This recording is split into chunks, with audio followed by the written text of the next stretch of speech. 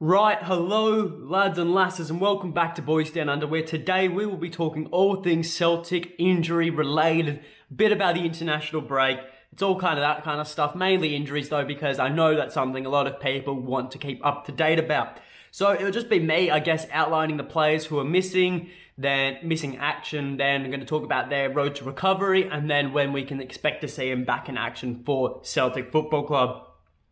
And I'll only be covering the players who are expected to start or are regular starting players. So some of those younger products, I probably won't talk about them. So before we get into the video though, please consider subscribing to the channel. We're trying to hit 1,000 subscribers by, I don't know, let's say maybe the international break. Maybe that's a good milestone to set. Look, but if we can hit 950, I'll be happy, just as happy, because you got to set small goals to start off with. So without further ado though, let's get into it. So I don't really know what to order these players in. I kind of just have a list in front of me where I have the details. So I guess we'll start out with the player who's been out the longest, Christopher Jullien. Remember him? Big, tall, lanky, scary French centre-back, fan favourite, memorable Celtic goals, the only player in the squad who could score from a corner. Yeah, the big man is etching closer and closer to his Celtic return. So he got injured last December against Dundee United, where he collided with the post, saving a goal-scoring opportunity. It was a heroic play, but one that's ended up very negatively for him. And it seemed very serious at the time, and it definitely turned out to be so.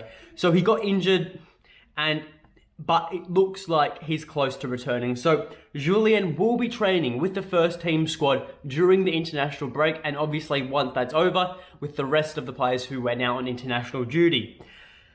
As a return to action, Ange has said that he doesn't expect Julienne to play straight after the international break, as he's got a lot of fitness to catch up on. He's got to regain his fitness, and also he's got to learn to play in Ange's new style of football. Because as a centre-back, they see a lot of action. But personally, I want him back ASAP, because I really want him to, form a connection or a partnership, I guess you could say, with Cameron Carter-Vickers in those two centre-back roles. I think they would be an absolute menace to have at the back there. They would be rock solid, an unbreakable wall, I guess you could say. Now we have Georgios Giakoumakis. He's a player who has been battling fitness issues since his since his arrival to Celtic on deadline day. Then on the seemingly likely day of his debut, he had a calf strain, but it is happy days here because he went and got scanned and it appears nothing is wrong. He's back first team training, and I couldn't be happier because it means it's going to be a much less games that Albion Yeti has to play starting striker. When can we expect to see Georgios Giakoumakis? Ange has said Aberdeen, but I feel maybe, just maybe, we could see him on the bench for the Leverkusen game. If not him, it would probably be Owen Moffat, but I think watch this space when it comes to Giakoumakis on the bench. But moving into the midfield, we have captain Callum McGregor. He is dealing with a hamstring injury, and I believe he's been that player that Celtic have missed more than anyone else in these last few games. He's the person that keeps this Celtic team together. He's the ties that bind this Celtic team, both as a leader and as a player on the field. So many games we've lost or drawn or dropped points. I feel that could have been avoided if Callum McGregor was in the squad. And look, the burning question is, will he feature against Leverkusen? Because he has been named in the Scotland squad, which means he should be ready to play in the international break. So is he ready to go now? Personally, I don't think he'll start. I'm disappointed about this, but I think he won't start. And I think Ange will want to give him that extra bit of respite, purely because, not only has he missed quite a few games, but also niggling injuries can come back in the future and be very detrimental. So that extra rest should be good for McGregor, but I think we can expect to see him as a sub on the bench and even reintegrated into the team later into the second half, depending on how the match is going. Albeit, I think McCarthy will start there. Now, the fourth player, pardon me, something in my throat. The fourth player is another one who is dealing with a hamstring injury, and that is right back Yosip Uranovitch. Now, he went down and came off limping in Celtic's clash with Dundee United, clutching at his hamstring.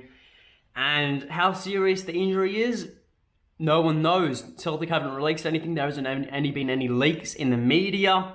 And look, I don't think we will know anything until Ange's press conference, because it's kind of like where he likes to, inform us all about the injuries, which I think is a good idea, but still very nervous waiting to hear about his injury, because he's a great player, Juranovic. I think he's a really, really good player, and means we're quite skint at the fullback positions if he is out. So, look, in my opinion, I don't think it looks promising at all. I think he could be out for an extended period of time. So I wouldn't expect to see him against Leverkusen. But if the scans come back and everything's okay, then we definitely can expect to see him against Leverkusen, because there would be nothing wrong. But if there is, I think it will be an extended period of time. Maybe a hamstring tear, maybe a bad strain. Who knows? Who knows what the injury is? But the fact he was limping is not a good sign at all. Now, the player you've all been wanting to hear about, the player I've been wanting to talk about, the man from Japan, Kyogre Furahashi. As we all know, he's been out since the end of the last international break, and I think he's a player we've missed as equally as Callum McGregor. They've both been so crucial to Celtic's great start to the season before the international break, and now, without them, Celtic do look much like a shell of themselves. Now, as for a return to training, Ange just said, like Julienne, the return will be in the international break. He hasn't been named in the Japanese international team, so that's good there. He can stay at Lennoxtown and continue his rehab recovery, whatever you want to call it.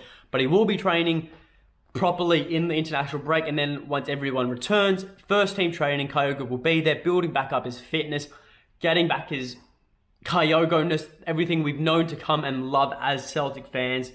And look, as for a return to the pitch, like I said, it'll be getting his fitness back up, because at the striker role, playing as a lone striker in Ange's formation is very tiring for the strikers. You need to have a lot of fitness to be able to press, but that is something Kyogo can do very, very well. He's naturally he's got very, very high levels of fitness. I don't think that'll be an issue for him, and he's already played in Ange's system, so he knows what is expected of him and what he has to do as the striker. It will just be about building those connections and those partnerships with Abada, Jota, Rogic, building them up again after being out for so long, because they've had to adjust their games to Albion Ayeti's poorness. So I think it'll be good for the whole team once he comes back. But to set a date for his return, I'm not going to go with the first game back after the international break. I'm going to go with the second, which is the UEFA Europa League group stage match against Ferencváros. And if not that, then I can definitely see him playing against St. Johnstone in a month's time. But those are the key players, and I thought you guys would be interested to hear about them. I wish them all a speedy recovery. I hope they get out on the pitch as soon as possible. I hope we see Giakoumakis very soon. I hope we see them all very soon, because they're all very pivotal to the Celtic team, and they're all very, very big. They play big parts in Celtic's success. So, look, tomorrow I'll be previewing the game, the Leverkusen game. It should be a cracking game. My bar's set extremely low, but you'll hear about that more tomorrow. So until next time, hail, hail.